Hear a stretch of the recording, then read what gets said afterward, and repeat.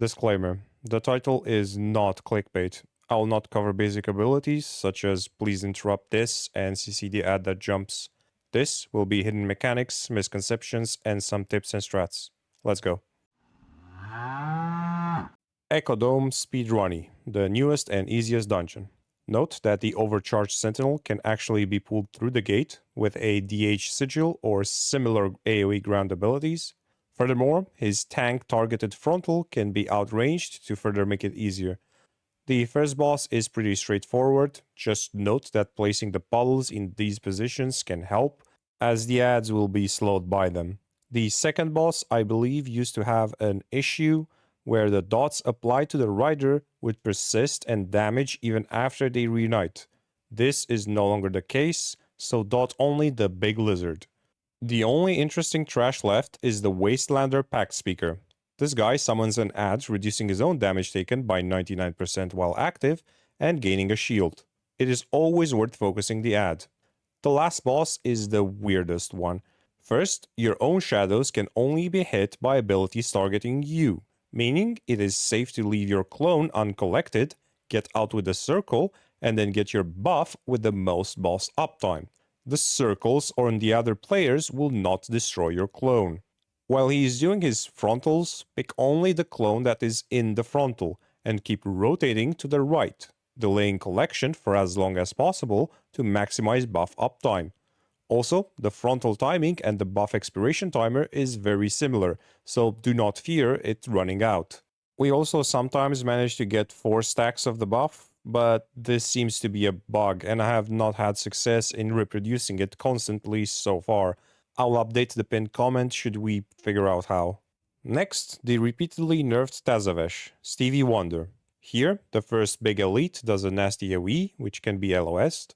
The first boss is rather straightforward though. Hello there. General Kenobi.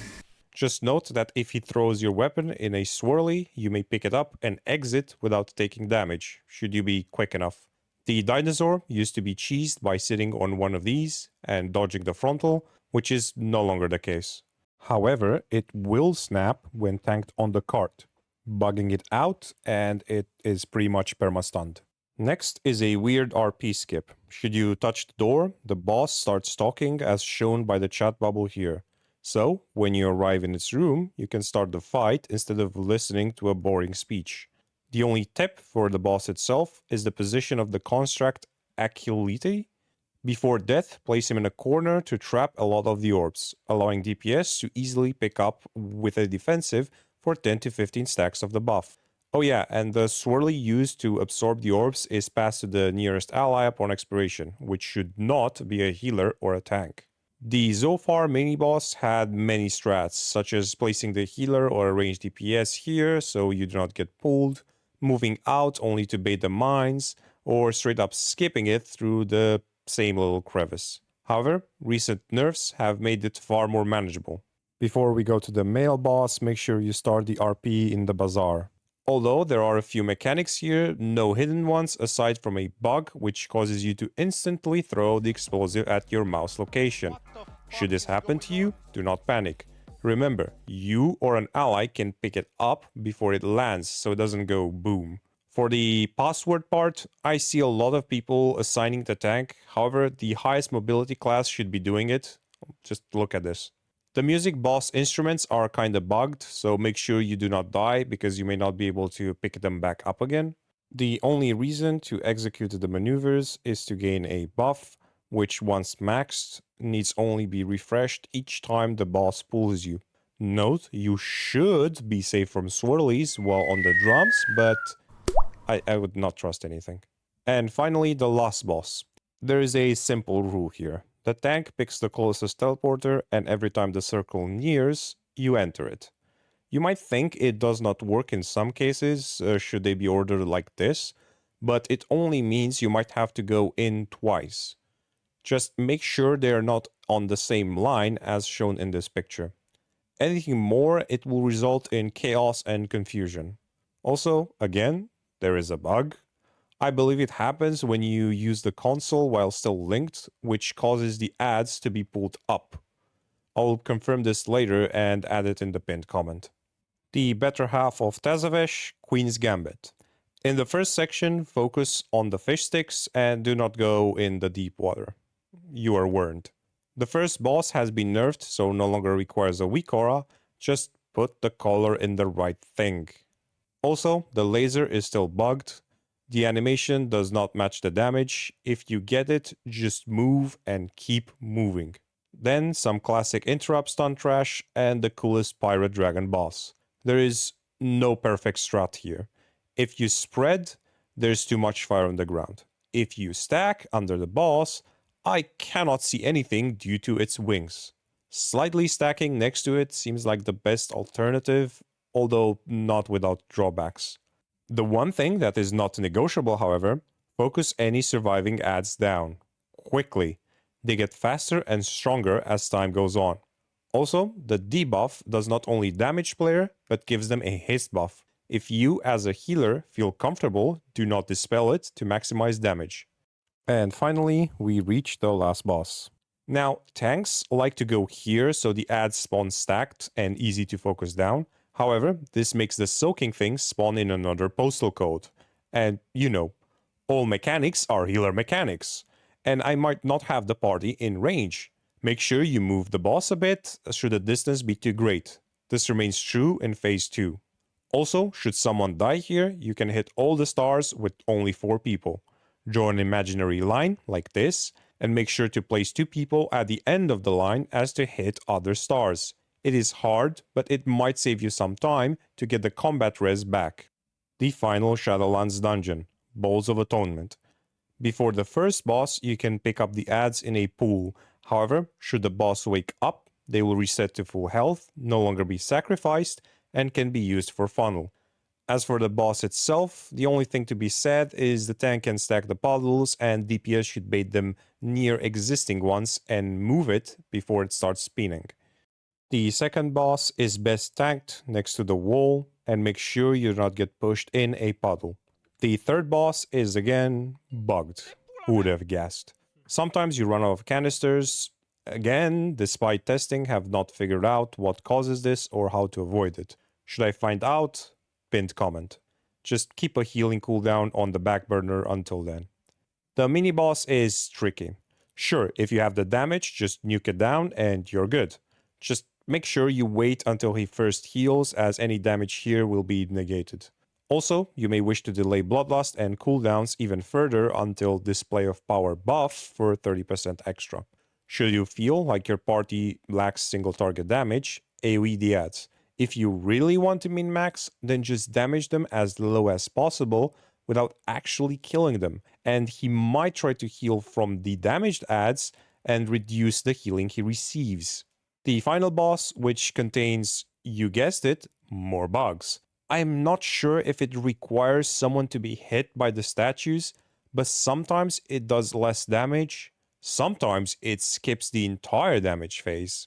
Also, the positions you are in when the statues do their AoE should not matter, but sometimes it looks like it might.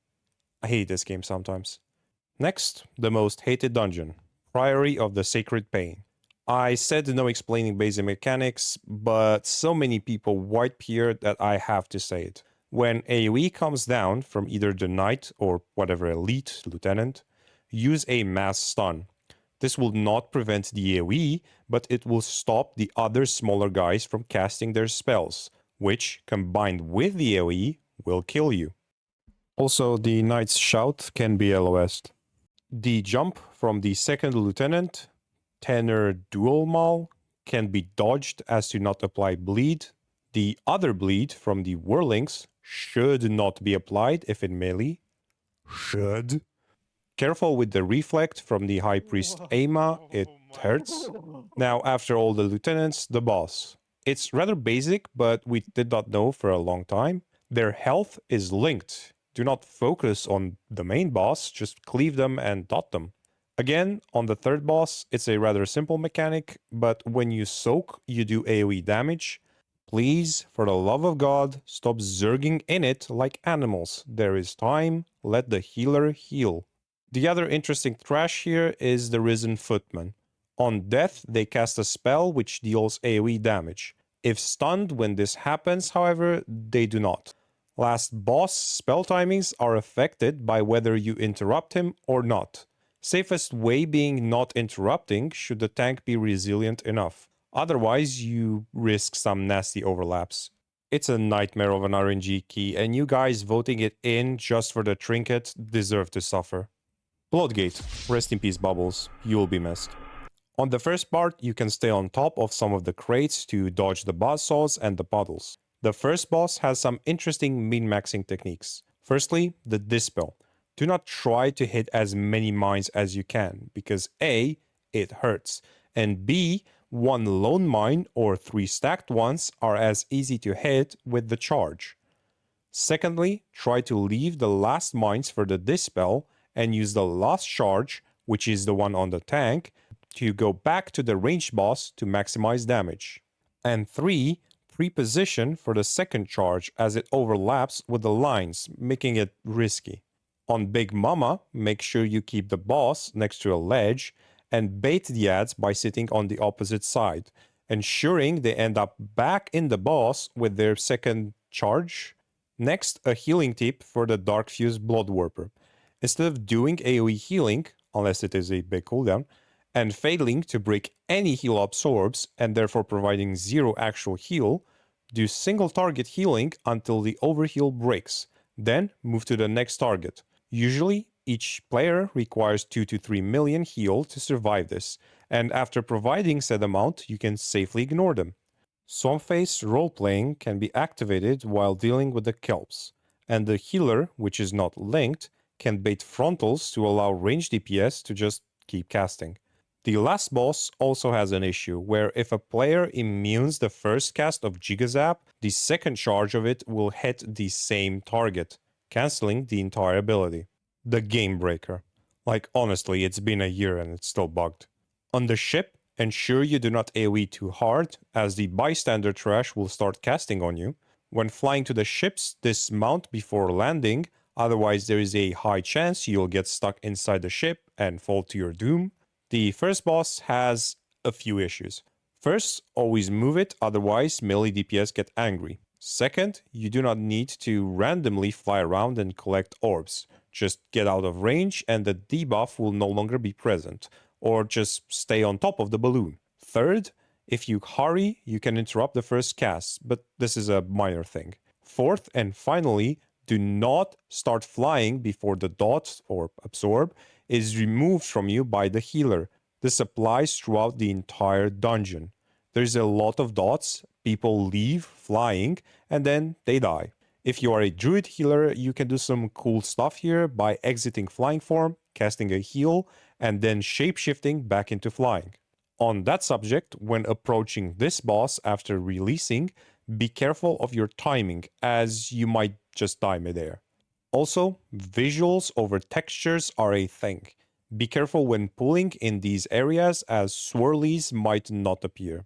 On the second boss, as always, bait the big ball away from the walls. However, every fourth one, there will be an overlap. Defensives here. On the last boss, there is not much, but most people do not realize that carrying a barrel applies a dot. Be careful not to do that should you be too low HP. Lastly, Ara-Kara. On the Spider Lieutenants, there is a safe spot behind them where their frontal does not hit. As for the boss, you can tank the ads next to it, allowing DPS to AoE. The recommended route is going left. However, should one of the little ones cast go off, they turn into big ads and you have to wipe and deplete the key, so be careful. Also, the big ones, hulking blood guards, reduce damage taken to other enemies by 50%, so focus it down. Before the second boss, there's a weird skip, should you need it. Have the tank pull the pack into the boss and they will despawn and teleport the party in the arena. Now, for the actual fight, in the intermission, make sure the tank baits the frontal on the right side and the debuff party drops the circle somewhere not on the left side. The circle moves to the left and this helps keep the area clean.